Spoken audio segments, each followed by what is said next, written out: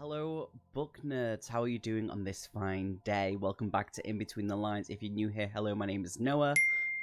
Just gonna say this very quickly.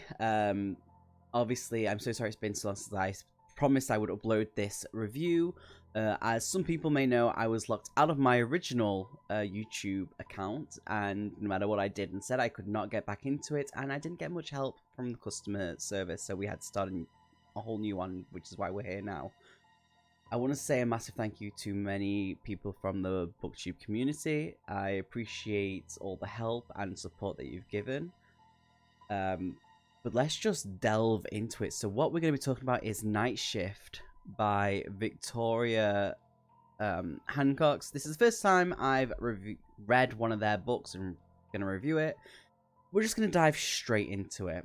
So, Nightshift, published 2021. Roughly 203 pages, but that doesn't matter in these type of books. It's all about the choices, how things lead off and go and so forth. And this is a horror choose your own adventure, or gamebook as some people call them. So normally I would go into like the story, which other books is fine, but what I'm going to do is I'm going to read the blurb before we then go on and go into what we look at when we do a review for these books, which is the story/plot, character customization, gameplay, fun factor, and replay value. This is book 1 from the Cluster of Echoes, which is the series that she's written. But let's just delve into it. Here is the blurb. Welcome to the night shift. Normally you turn up at the hospital at 9 PM and prepare to face whatever comes through the door. You've patched up gunshot wounds, plated broken bones, and drained abscesses. Sometimes you spent the entire night watching TV, feeling bored and just willing the phone to ring, waiting for something to happen. But what if something did happen? What would you do if your ordinary routine just turned upside down? In this adventure, you are not a hero. You're just a hospital worker who's caught up in the middle of your worst nightmare. Will you be able to use your wits and survive? We'll see you on the other side. So, from the blurb, it's very interesting because a lot of game books or choose your own adventures that I read are fantasy. Like, obviously we've got the Destiny Quest and fighting fantasy, but also we've got like the Chaosium, the Call of Cthulhu books like Alone Against the Flame, stuff like that. While they may not be fantasy, they are very much horror, but it's very much still an investigation. But this is a completely different thing compared to them. Absolutely different. So we're going to delve into what things we're going to be looking at. So we're going to go and jump into story and plot. So story, just from the intro of the book, because I don't like to delve too much into it because I want people to experience things. I want them to make their own choices and play the book, you know, because it's fun. It is fun. So here's a little bit of the story. So we are a nurse on a night shift and we suffer with insomnia. Who doesn't, though, to be honest? And we managed to get some shut-eye while Nancy, our colleague, is also on their break in a separate room, I believe. So we're kind of like on like a little sofa area, and they're in another room where there's like a kitchen and the TV and stuff like that. But we wake up and instantly something is off. We don't know if it's just the lack of noise or the atmosphere, but instantly as you wake up, something isn't right. And as we go into the other room, we very quickly see Nancy basically murdered, or as YouTube likes for people to say, unalived. They are unalived by many stab wounds, as you can tell in the picture, and obviously in the little short that we read. And we quickly realize, this is just the intro by the way, we quickly realize that the footprints that are coming from Nancy kind of leave the room. And we realize the reason why it's quiet is A, something very bad has happened, and B, they're still in the hospital. And we need to figure out A, what's going on, and how to escape and survive this at the same time. Plot, you are pretty much instantly thrown into shit creek, basically. You wake up, something's happened, and we are instantly in danger.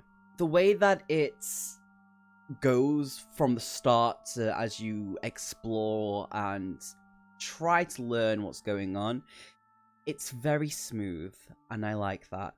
There's some bits where it's stressful, and you start to panic and you're like, I don't know what decision I should make here as a character, it just works. You're thrown into it and instantly trying to just survive while figuring out what is going on, and it works. It runs smooth. And it's so weird to say that because I'm used to the fancy Destiny quests. I'm used to them sort of things where I have a sword or whatever and I can do things, but this one's literally, no, you are playing yourself.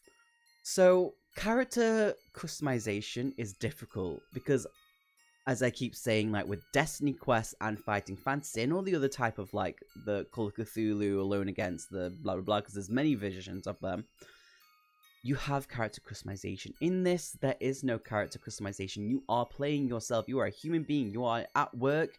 You're on a night shift. You know, there's no stats or anything like that. It's literally, if you get hurt, you are hurt. You know, there's no healing potions or anything like that. Like, yeah, you may be in hospital. Maybe there's a moment where you can maybe sew yourself a bit together. Like, you got a deep cut or whatever. But anything worse than that, it's not going to go well for you. But yeah, no dice rolls, no stats. You are playing yourself, which is nice and an interesting way to play it because I've never had this in a game book before. Gameplay. It runs just like any other choose your own adventure book. Obviously, the only difference is that there's no stats and you don't need to roll dice. Like, if you get stabbed, just like IRL, you're gonna die. It's a brutal horror game book. It doesn't really have combat. You have to use your brain in this. There are clues and puzzles that you have to figure out and somehow click together. So definitely keep a pencil and piece of paper nearby, because I play this without because I'm an idiot. You think after playing these for a while, I would, you know, remember in that noggin, but no, I forgot. And at some point when I had to figure out something, I realized a little bit ago I found something that I didn't write down because I was stupid and I couldn't get what I needed to do, so I died. The atmosphere is fantastic. It's very well written for the atmosphere. It basically has the feeling of Silent Hill and Resident Evil. Like, this is its little love child game book.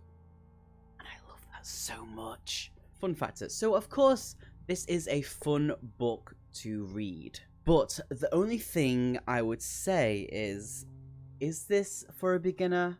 Probably not. So, there is another book that she's written. I think it's called The Phantom Within. Something along. I'll slap it here. And that one is a lot more beginner friendly. Well, this one, it was just a little bit more of, I would say, intermediate, if you can say that about a game book. I got stressed in certain parts, but obviously, like I said before, all my own fault, because I didn't make notes about things that I found because I'm an idiot. Replayability, absolutely. I've played this numerous times and I've enjoyed each time I've done it. There's always something new to figure out and do. But yeah, I definitely enjoyed this book. So rating wise, I would go 3 out of 5. Yes, the story is really good. It's interesting to have a story like this to read for the first time, especially in game book sort of fashion. Plot runs smoothly. Atmosphere is fantastic. Definitely get the Silent Hill vibe with a little bit of a few Resident Evil things just kind of thrown into there a little bit, which is really nice. The reason why I would give this such a little bit of a low one is because I love my character customization. I missed having that, but I understand where she's coming from, and it was interesting, and I still enjoyed the book. So that can absolutely work for some people, but just kind of failed me a little bit. But the other books that I've read from her, absolutely, yes, loved them. But yeah, my main thing is why I'm giving it such a low thing is character customization, because I miss that. I like to not play myself in things.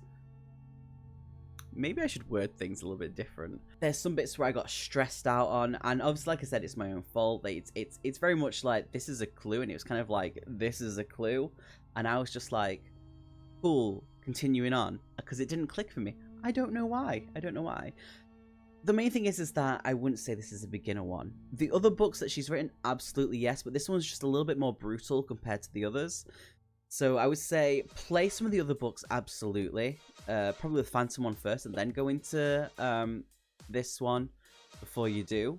But still, it's a good book. If you've read any other books at all, let me know what you think. I would love to know your opinions. If you have any other horror game books that you would like for me to check out, I absolutely will. Thank you once again to everyone for all the support with us having to start the channel all over again, and I will catch you all later. Be good, make good decisions in life. Cheers. All the boys I've known, and I've known some. Until I first met you, I was lonesome. And when you came inside, dear, my heart grew light and the soul world.